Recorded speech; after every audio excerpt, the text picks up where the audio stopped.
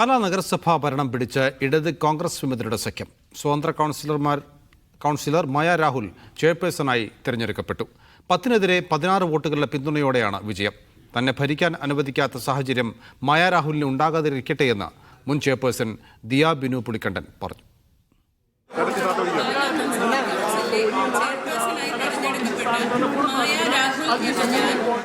LDFന്റെ കണക്കുകൂട്ടലുകൾ കൃത്യമായിരുന്നു. സ്വതന്ത്ര കൗൺസിലർ മായ രാഹുലിന് നിരുപാധികം പിന്തുണ എന്നായിരുന്നു LDFന്റെ നിലപാട്.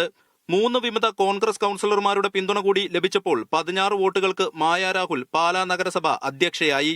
ടേമിന്റെ കാര്യത്തിലൊന്നും തീരുമാനമായിട്ടില്ല. ഇപ്പം തൽക്കാലം ചെയർപേഴ്സൺ ആവുക എന്നുള്ളതിനുപരി മറ്റൊന്നുമില്ല. നീതിക്ക് വേണ്ടിയുള്ള പോരാട്ടമായിരുന്നുവെന്നും തട്ടിക്കൂട്ട് മുന്നണിയായിരുന്നു പാലയിൽ അധികാരത്തിലുണ്ടായിരുന്നതെന്നും LDF പാർലമെന്ററി പാർട്ടി നേതാവ് ബിജു പാലുപടവൻ പറഞ്ഞു. കഴിഞ്ഞ കാലങ്ങളിൽ നിന്ന ഏകാധിപത്യ ഭരണത്തിനും അതുപോലെയുള്ള മറ്റൊരു മറുപടിയാണ്. ഇതിനകത്ത് അഹങ്കാരമോ ധാർഷ്ട്യമോ ഇല്ല. നല്ലൊരു ഭരണം, പാലയുടെ നഷ്ടപ്പെട്ട പ്രൗഢി പ്രതാപം തിരിച്ചെടുക്കണമെന്നാണ് ഞങ്ങളുടെ ഒരു ആഗ്രഹം. LDF വിമത കോൺഗ്രസ് സഖ്യത്തിന്റെ വിജയം സാങ്കേതികമായി അംഗീകരിക്കുന്നുവെന്നും എന്നാൽ രാഷ്ട്രീയമായി അംഗീകരിക്കുന്നില്ലെന്നും ബിനു പുളിക്കകണ്ടം പറഞ്ഞു.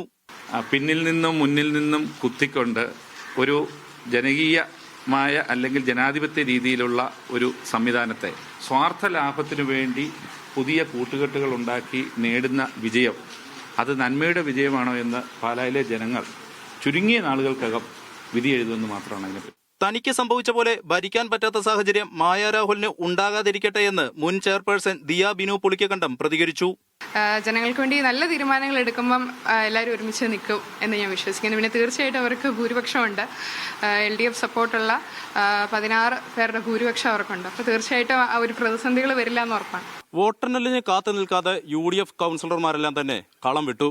10 വോട്ടുകൾ മാത്രമാണ് UDF സ്ഥാനാർത്ഥി റിയ ചീരാങ്കുഴിക്ക് ലഭിച്ചത്. ഏതായാലും ഈ വിജയം ഏറ്റവും ആശ്വാസകരമാവുന്നത് കേരള കോൺഗ്രസ് മാണി വിഭാഗത്തിനാണ്. ഒരു ഇടവേളയ്ക്ക് ശേഷം ഭരണത്തിലെ നിർണായക ശക്തിയാകാൻ കേരള കോൺഗ്രസ് മാണി വിഭാഗത്തിന് കഴിഞ്ഞു. ഇനി പാലാ നഗരസഭ മായ രാഹുൽ ഭരിക്കും. ക്യാമറമാൻ അനന്തു സുരേഷിനൊപ്പം ജ്യോതിഷ് മോഹനൻ, മീഡിയ 1, കോട്ടയം.